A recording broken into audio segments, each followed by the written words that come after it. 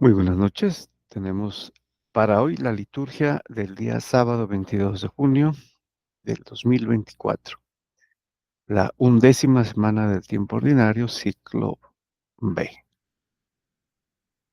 Muy bien, vamos al misal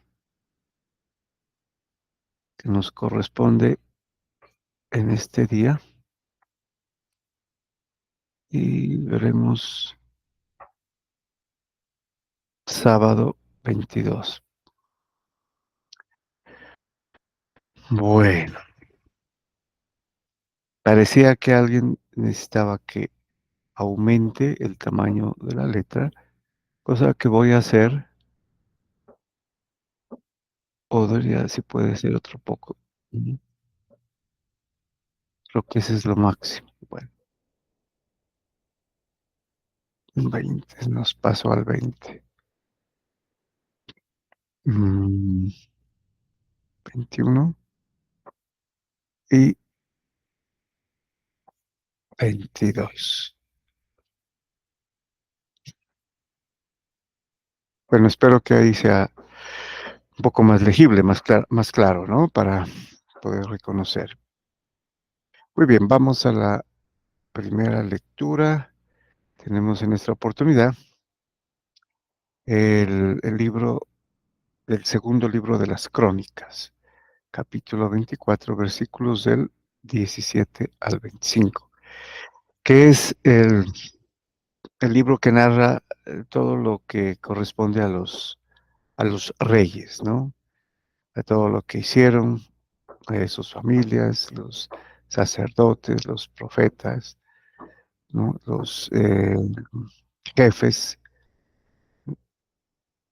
el ejército, cantidad de cosas del, del, del reinado, ¿no? De, tanto de Israel como de Judá, que ya se habla de del pueblo de Israel ya dividido, ¿no? Dos estados, digámoslo así, ¿no? Dos naciones, el de Judá y el de Israel.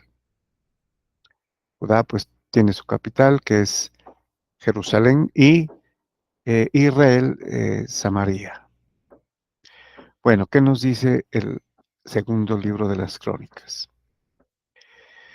Después de la muerte del sacerdote Jehuyadá, vinieron los jefes de Judá a postrarse ante el rey. A este, sobornado por regalos, le pareció bien lo que le propusieron. Bueno, recuerden, el rey es em, el niño rey, ¿no? Que se lo coronaron como rey a los 7 años prácticamente, ¿no?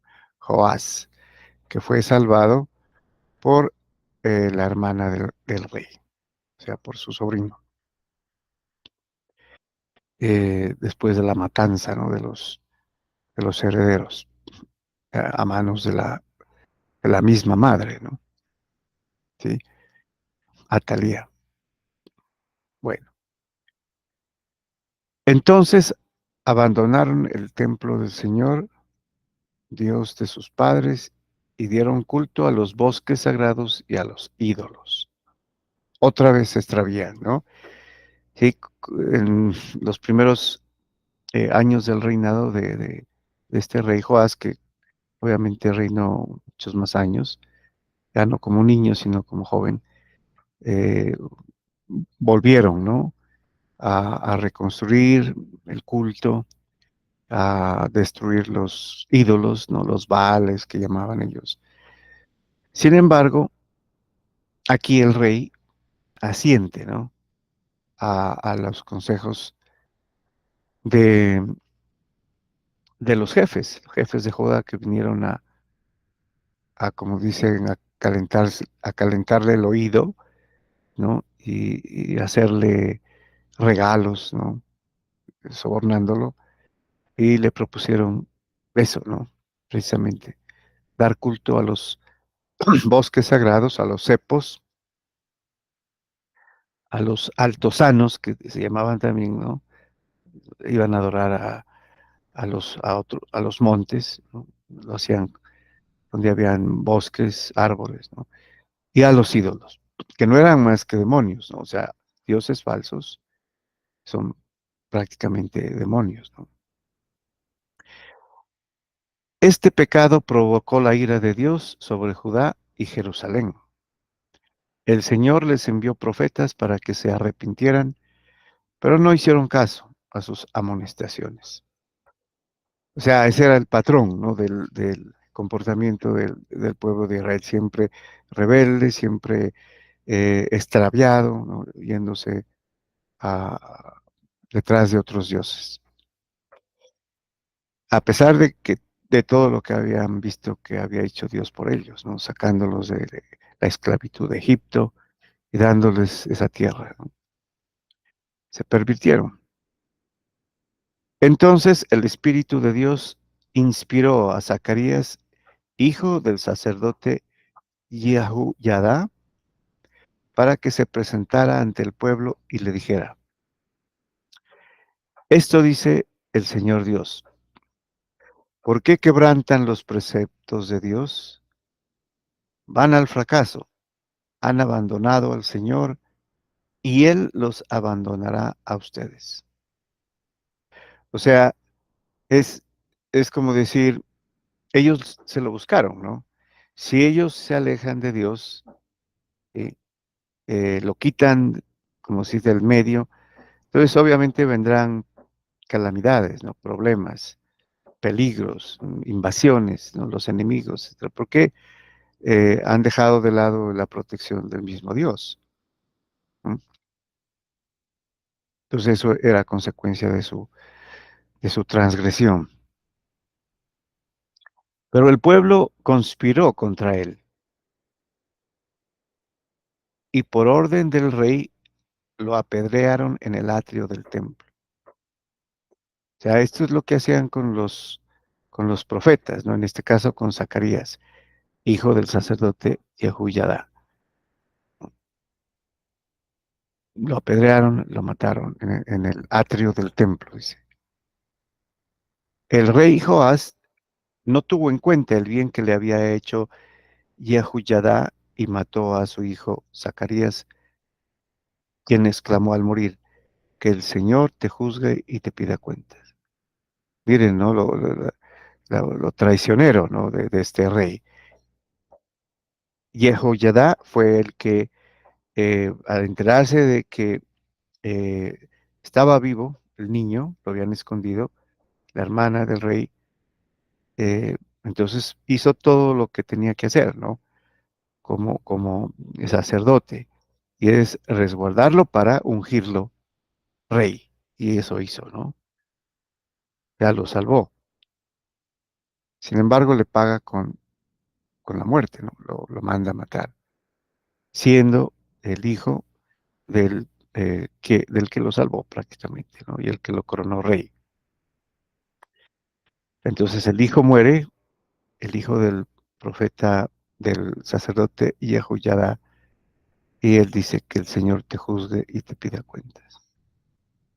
Al cabo de un año, el ejército sirio se dirigió contra Joás y penetró en Judá y en Jerusalén, mataron a todos los jefes del pueblo y enviaron todo el botín al rey de Damasco, que es la capital de Siria, ¿no? Hasta ahora es la capital de Siria.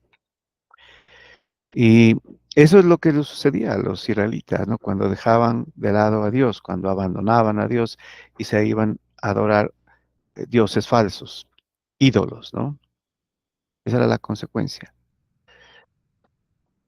Aunque no era muy numeroso el ejército sirio, el Señor le dio la victoria sobre el enorme ejército de los judíos, porque el pueblo había abandonado al Señor, Dios de sus padres. Así fue como se hizo justicia contra Joás. Al retirarse los sirios, lo dejaron gravemente herido y entonces sus cortesanos conspiraron contra él para vengar al hijo del sacerdote Jehuyadá y lo asesinaron en su cama. Lo enterraron en la ciudad de David, pero no le dieron sepultura en las tumbas de los reyes. Pues acabó, pues, obviamente, muy mal, ¿no? Vergonzosamente, como con muerte estruendosamente mala, de mala muerte. Y eso es lo que sucede con todos los que se apartan de Dios, ¿no? Y hacen que el pueblo se aparte, ¿no? Que es lo más grave, que se pierda. Bueno, vamos al Salmo, tenemos el Salmo 88, cuyo responso es, proclamaré sin cesar la misericordia del Señor.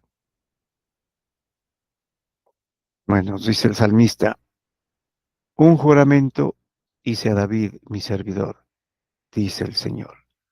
Una alianza pacté con mi elegido. Consolidaré tu dinastía para siempre y afianzaré tu trono eternamente. Esto lo cumplió en Jesús, en Jesucristo, ¿no? Es el juramento que le hizo David, que le hizo Dios a David, ¿no? A pesar de que David, pues, pecó también, y gravemente, pero se arrepintió y Dios le prometió, ¿no? Que siempre habría un descendiente de él, ¿no? Y finalmente uno que estaría en el trono para siempre, ¿no? Refiriéndose a Jesucristo. Yo jamás le retiraré mi amor ni violaré el juramento que le hice. Nunca se extinguirá su descendencia y su trono durará igual que el cielo. Mira, lo pone de esa, ¿no? De ese tamaño. El trono igual que el cielo, que es el trono de Dios, ¿no? Que corresponde al Hijo de Dios, a Jesucristo. Pero si sus hijos abandonan mi ley y no cumplen mis mandatos, si violan mis preceptos y no guardan mi alianza, castigaré con la vara de sus pecados y con el látigo sus culpas, pero no les retiraré mi favor. O sea, los que se portaban mal abandonaban la ley, ¿no? Y no cumplían los preceptos, pues obviamente terminaban mal, ¿no? Pero al final iba a cumplir el juramento, ¿no? Sí, el favor, si no les retiraré mi favor. No desmentiré mi fidelidad, no violaré mi alianza, ni cambiaré mis promesas. Entonces es también un salmo mesiánico, ¿no? Referido al juramento que hizo Dios a David, ¿no? Em, mirando a Jesucristo, ¿no? A la nueva alianza. Y vamos al Evangelio. Tenemos el Evangelio según San Mateo. Continuamos con el capítulo sexto, versículos del 24 a 34. Aquí termina, ¿no? El capítulo sexto de San Mateo. Nos dice San Mateo, en aquel tiempo Jesús dijo a sus discípulos, nadie puede servir a dos amos, porque odiará a uno y amará al otro. O bien obedecerá al primero y no le hará caso al segundo. En resumen, no pueden ustedes servir a Dios y al dinero. Entonces aquí, claro, pues es una comparación, ¿no? Servir a Dios y al dinero es una contradicción que se opone, ¿no? Que sirve a Dios lo hace espiritualmente, ¿no? Con el amor espiritual, con el ágape, la entrega, ¿no? Y si se entrega el dinero, pues obviamente ese es prácticamente un ídolo, ¿no? Es cometer idolatría. Si se entrega completamente al dinero, que el dinero es lo material, Dios es lo espiritual. Entonces no pueden servir a los dos, ¿no? ¿Sí? Servir en la palabra, en el significado, ¿no? Eh, digamos, mm, del término, servir. Bueno, por eso les digo que no se preocupen por su vida, pensando qué comerán o con qué se vestirán. Si, si somos coherentes con lo que hemos dicho, servir a Dios es hacerlo espiritualmente, es lo más importante, ¿no? Que lo material es lo espiritual. Entonces, cae de su peso decir que no nos preocupemos por la vida material, ¿no? Pensando qué se va a comer, qué nos vamos a poner de ropa, qué vamos a vestir, ¿no? Qué vamos a... Porque eso es la parte material. Y aquí hace una comparación bellísima, ¿no? Con la naturaleza. ¿Acaso no vale más la vida que el alimento y el cuerpo más que el vestido? Miren las aves del cielo, que ni siembran ni cosechan, ni guardan en graneros, y sin embargo, el Padre Celestial las alimenta. Claro que las alimenta, porque ha puesto en la naturaleza toda la fuente de la que ellos pueden proporcionarse alimento, pero no trabajan, ¿no? No acumulan riqueza, la materialidad, no comercian, ¿no? No sacan lucro o provecho, ¿sí? Y se alimentan. ¿Mm? ¿Acaso no valen ustedes más que ellas? Que las aves, ¿no? ¿Quién de ustedes, a fuerza de preocuparse, puede prolongar su vida siquiera un momento? Aquí esa es una lección bastante valiosa, ¿no? O sea, preocuparse hace algo positivo, como en este caso prolonga la vida un poco más o la hace más llevadera, posiblemente lo contrario, ¿no? Entonces, la preocupación por qué comeremos, qué vestiremos, ¿no? Dice el Señor que no, no es tan importante, ¿no? Sí, es más importante la parte material y la confianza que hay en que Dios provee de esto, ¿no? Y continúa. ¿Y por qué se preocupan por el vestido? Pues aquí viene lo del vestido ya, ¿no? Miren cómo crecen los lirios del campo, que no trabajan ni hilan. Pues bien, yo les aseguro que ni Salomón, en el esplendor de su gloria, se vestía como uno de ellos. ¿Mm? Ah, digamos, afortunadamente la ciencia nos corrobora esto, ¿no? Sí. Los lirios del campo, ¿no? La complejidad que tienen, los colores, la belleza, ¿no? La lozanía, la suavidad, las formas, ¿no? De las flores, en este caso de los lirios, ¿no? Pero qué más hablar de otro tipo de flores, ¿no? Cantidades innumerables, clases, ¿no? De flores. Entonces él dice, ni Salomón en el esplendor de su gloria se vestía como una de ellas, como una de esas flores, ¿no? Y Salomón debió haber tenido cantidad de lujos, ¿no? En el vestido. Y si Dios viste así a la hierba del campo, que hoy florece y mañana es echada al horno, ¿no hará mucho más por ustedes, hombres de poca fe? Esa es la enseñanza, ¿no? Que nos da. O sea, ¿por qué desconfiamos, no? ¿Por qué nos preocupamos? Sí, prácticamente tenemos eh, en la naturaleza, ¿no? Una de los ejemplos de que estamos eh, provistos, ¿no? Con lo necesario. Hay necesidad de preocuparse de lo espiritual, ¿no? Que lo demás, pues, lo puede proveer fácilmente. Entonces, continúa. No se inquieten, pues, pensando qué comeremos, qué beberemos o con qué nos vestiremos. Los que no conocen a Dios se desviven por todas estas cosas. Pero el Padre Celestial ya sabe que ustedes tienen necesidad de ellas. el que es Padre, ¿no? Y es el Padre perfecto, es el Padre bueno, el Padre Dios. Entonces Él ya sabe que necesitamos. No habría necesidad de decirle, ¿no? Sí. Por eso, inclusive en la oración, es más importante pedir por otros, por otras personas que posiblemente no tengan ni lo mínimo, ¿no?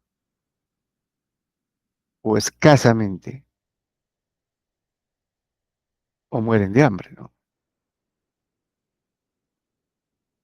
Entonces, Dios, si estamos con Él, como dice Jesucristo, permanezcan en mí, para que yo pueda permanecer en ustedes. ¿Sí? Entonces no nos va a faltar. Por consiguiente, termina, ¿no? Busquen primero el reino de Dios y su justicia, y todas estas cosas se les darán por añadidura. No se preocupen por el día de mañana, porque el día de mañana traerá ya sus propias preocupaciones. A cada día le bastan sus propios problemas. Bueno, entonces, ¿para qué preocuparse por mañana, no? O por el futuro? No sabemos, porque el día de mañana ya se verá, como dicen, ¿no? Ya veremos qué trae, sus propias preocupaciones, sus propios problemas para hacerles frente, como todos los días, ¿no? Muy bien. Muchas gracias y bendiciones.